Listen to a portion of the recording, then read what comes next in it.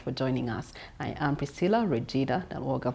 In our Kickstarter this morning, we're looking to harmonization of seed laws across the East African region, and really the East African Seed and Plant Varieties Bill 2025 that is being discussed by member states, and how exactly this affects not only the East African community but us as a country. What is it trying to remedy? Well, as we get into the nitty-gritties of that, seed is actually more than the agriculture input as we would normally think of it. For millions of farmers in the East African region, it's also knowledge, it's culture, it's livelihood, as well as a form of food security. But the EAC Seed and Plant Varieties Bill 2025 is seeking to create a one regional framework that governs seed certification. It governs testing, it governs marketing, and also governs plant variety protection. This is across the member states of the East African community.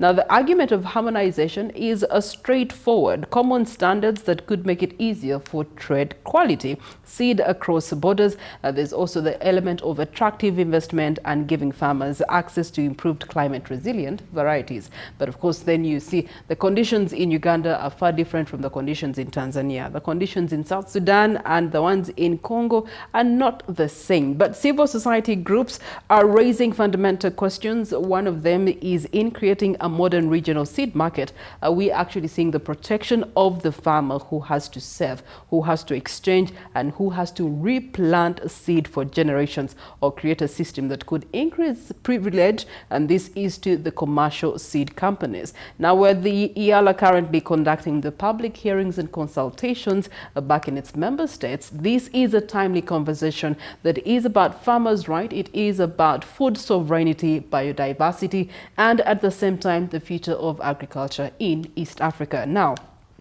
to have this discussion with me, I'm joined by the Executive Director of Center for Food and Adequate Living Rights, and that is Dr. David Kabanda, to help us understand, since he's one of those civil society organizations that is doing the consultation on behalf of Uganda. Good morning to you, Doctor. Good morning, Priscilla. Well, first of all, let's have an understanding of the East African Community Seed and Plant Varieties Bill 2025. What are the nitty-gritties that we must understand first? This bill is now creating a one regional law. All the partner states, the 8 partner states, are now going to be having one law. And all the laws that we have in partner states, for example, Uganda has a Seed and Plants Act.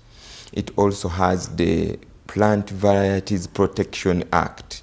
So the moment we have this law at East African level, all these laws that we have in Uganda will collapse under it. Mm-hmm.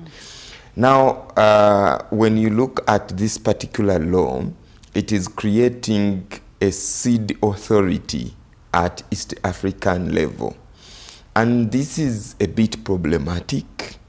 Maybe I shouldn't start with the bill being problematic, but it would be a good gesture, because if we are talking about having a law that is harmonized across all partner states, because now we have almost open borders, you can trade anywhere. But we have almost open traders, but Doctor, between you and me, even though they're almost open borders, our eggs can't comfortably cross over to Kenya.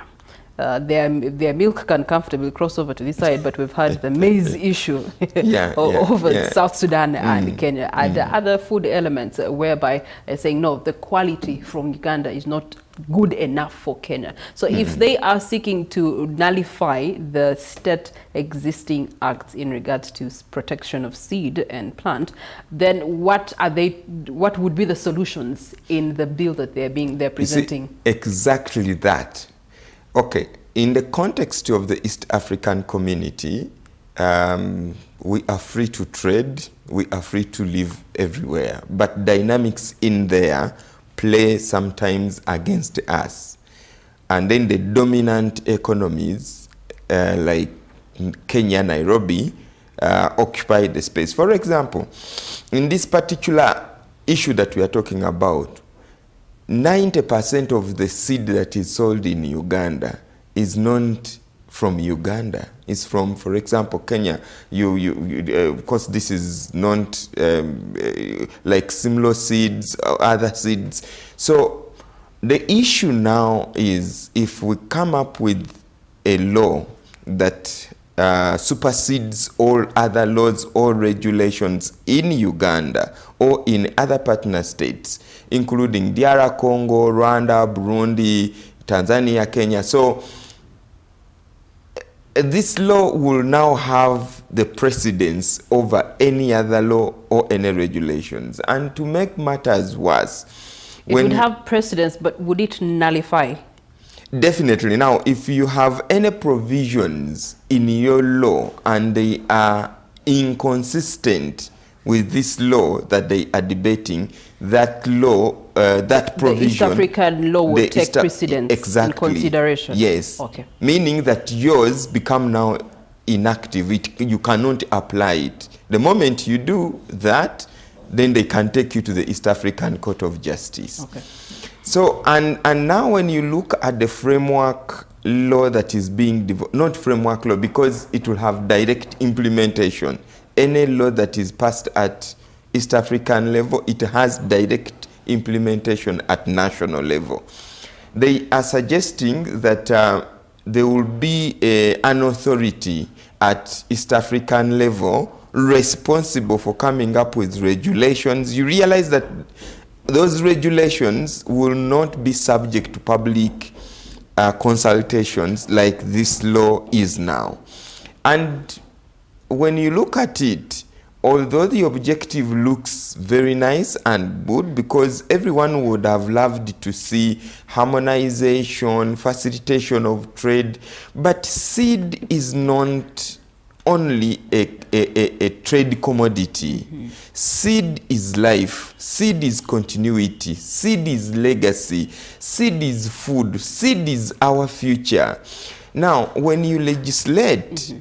there is a component of taking away individual, household, community sovereignty.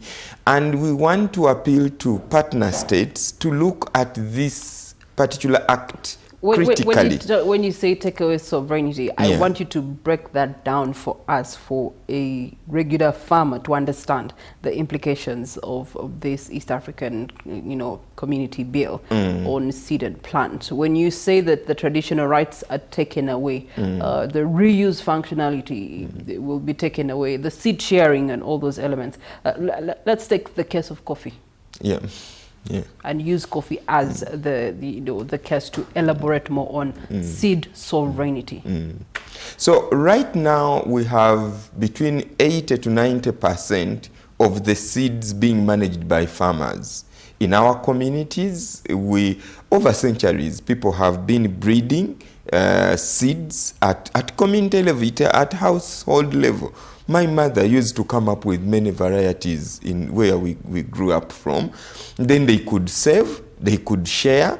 My father-in-law recently has a new variety of groundnuts. He got some groundnuts from Koboko, and then he came up with another variety from the red small nuts that we eat. So farmers, in their own practice, come up with many varieties. Secondly, we have what we call land races, that there are many varieties that are resistant to drought, have already been climatized, and they can withstand weather conditions. So farmers by themselves have their independence, their sovereignty.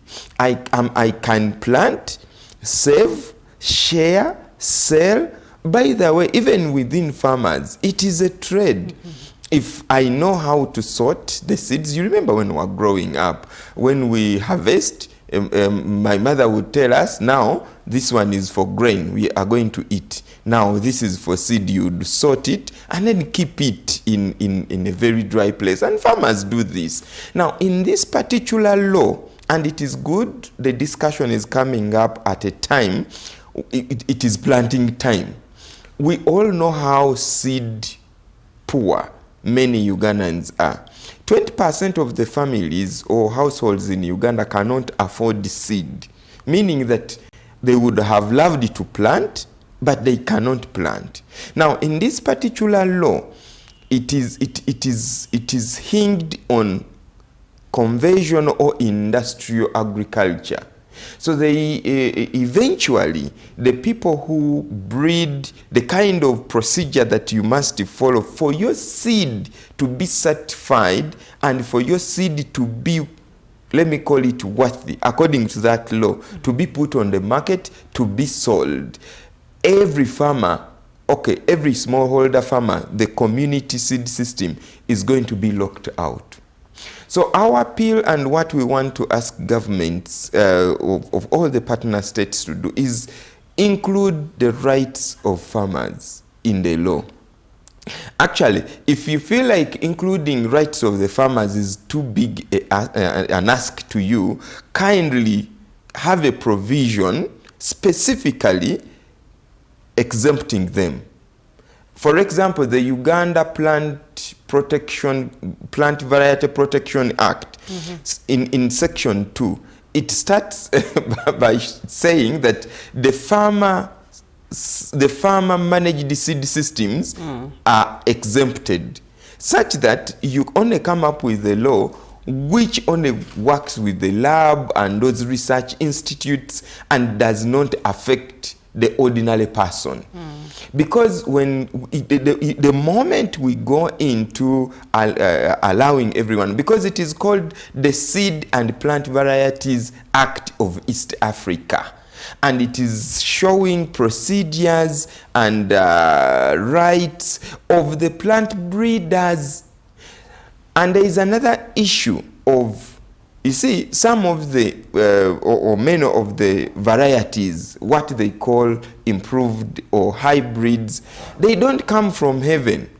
They pick from the existing varieties and either they improve them. This is why you cannot replant, or when you replant, then you will not get high yields. And ordinary community people must now look at the challenge or the problem that is coming. Every time now, if you want to plant, you'll go back to the shop and buy.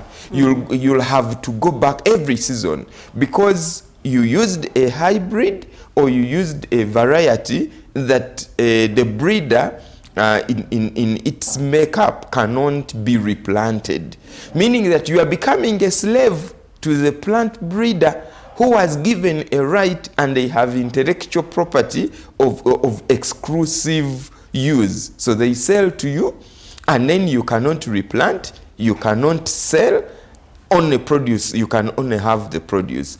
So we want to appeal to the East Africa Legislative Assembly. We want to appeal to all governments. Kindly, the way the bill is needs to be amended, include the rights of farmers, the rights of individuals, the rights of households, such that everyone, whether they are allowed, in fact, you lose nothing if in the law, because we are all East Africans, we must be legislating for East Africans. We gain a lot if we put provisions to make sure that even a Kabanda in Kaberamaido is protected. If I want to sell, if I want to save, if I want to exchange seed, I must not be locked out, and you shouldn't only be giving rights and opportunities to big companies, to big seed companies, because the moment you do that, and you make it purely commercial, many people are going to die of hunger. All right, so hunger is one element. Let's talk about the legalities around the international commitments that we have, maybe as individual member states, particularly in Uganda, should this bill actually hold water and is passed. So, and there is a very big danger that the way it is, if it is passed in its state, many partner states, actually all of them, are going to be contravening many international legal commitments that they have made. For example, we have the plant treaty. The plant treaty under Article 9 requires partner states to make provision and protect farmers farmers' rights, community seeds. And yet that is not anywhere in this bill. Then secondly, we have the Convention on Biodiversity. We have the African Charter, particularly Articles 20, 21, 20 and 21, specifically requiring countries like Uganda, like Kenya, Tanzania, to protect its people from any companies or commercial ventures that are monopolistic in nature.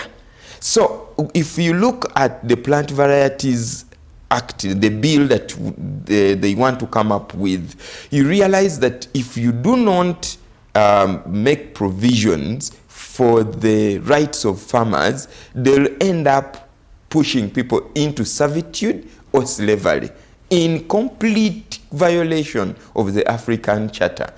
And then we also have many other, for example, the UN Declaration on the Rights of Peasants, and then the rights of persons working in rural communities. It clearly spells out the rights of farmers, the rights of communities when it comes to seed. The African Union recently came up with the model law on seed and then the people working in rural communities. All these provisions have not been catered for in the bill. So the moment the bill passes the way it is going to be inconsistent with the international regime of farmers' rights when it comes to seeds, and it is going to cause beyond the hunger, like you've said, and let me tell you, whoever controls the seed controls you. Okay, there's also another element that is critical to be really thought through, and I know that that's a position that civil society organizations are taking, the intellectual property question that must be also addressed. Where is the line between legitimacy or legitimately rewarding someone who develops a new plant variety and protecting the farmer who has preserved maybe an indigenous variety for generations? And this has been consistently our ask to our policymakers, to our political leaders, and to our technical leaders. We have no problem going ahead and protect the rights of plant breeders. And in fact, we are not against that plant breeding. But we are asking for fairness and justice.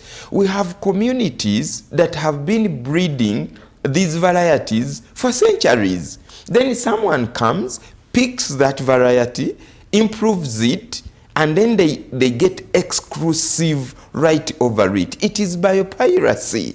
We need to also protect the communities. There should be a sui generis, according to the TRIPS, the trade-related aspects of intellectual property, specifically Article 23, they say that, okay, countries can come up with a context-specific framework of law. And what we want our governments to do is to also have a level of protection of communities. If a community X has been breeding a particular variety for a very long time, there shouldn't be a plant breeder who takes it over from the community, they protect it, and then they start paying that plant breeder. If we have been maybe having our long-held matoke or millet or cassava, we should be protected as communities such that our rights too are also compensated for. Then we are also asking government that the moment you give away all the rights to maybe private breeders, you also lose as a nation. There must be some level of control and also state ownership, which we don't see in this particular act. We also do not see the research component and also investment on the part of government, because seed is a public good. It cannot be given away completely to commercial, because in commercial transactions, the ultimate objective is profit. So they don't care about, because beyond even food. Seed is culture, seed is custom, seed is social, seed is everything. So the governments in East Africa cannot legislate to give away everything that they have, their sovereignty, their independence, their as sovereign states, beyond even the rights of farmers and rights of communities. But even the sovereign states must look into these laws critically, such that a law does not take away the sovereignty without knowing. Okay. So what else are you putting together to actually, contribute to the consultations that are happening within the East African region for the member states to understand the impact of this bill? Okay, we are in a consortium of many civil society organizations, academia, and in East Africa, we have come up with a very good legal analysis of the bill vis-a-vis national laws. And also in Kenya recently, the High Court declared their act unconstitutional because it was stopping people from selling seed. So we have done that legal analysis and we are giving it to the government and EALA. We have also done like a memorandum, a memo, all these issues, such that it is written, it is on paper, and then we give it to them. And then we continue with this advocacy, speaking to our policymakers, because it is even the policymakers and the political leaders are East Africans. They also have gardens. You look at it, dear policymakers and political leaders, you also have gardens. So it is not civil society, it is not academicians, it is all of us. The people who make seed, the people who want to do plant breeding and ownership of our heritage. Many of these companies are not even East African. Okay. So as we legislate, we should be able to make something that is ours. At least according to the East African Community Treaty, it requires partner states to also promote the indigenous knowledge and the indigenous products. All right. Thank you so much, Dr. Kabanda David, for bringing us up to